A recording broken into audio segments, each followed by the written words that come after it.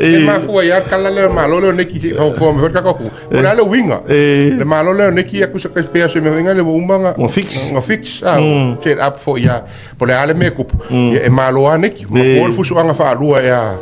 au nasa ma neki le mai ia rai fai mai ia skaile una sala entrance winga le si me pu so ki go nasa fai la ia rai tau ni te fu ko fai kala ve umo ko ka ngome ka lo fai a o nasa e si me lo pu so ki winga le ma style le ke entra me ko o lo fai a o e wo fo tanko la accounting nga va ko tanke varu lo neki nga fakau nang fakau nga or ke mi la wo fu la wo le unga nga kala la unga la ku tank marke kusi le malo le neki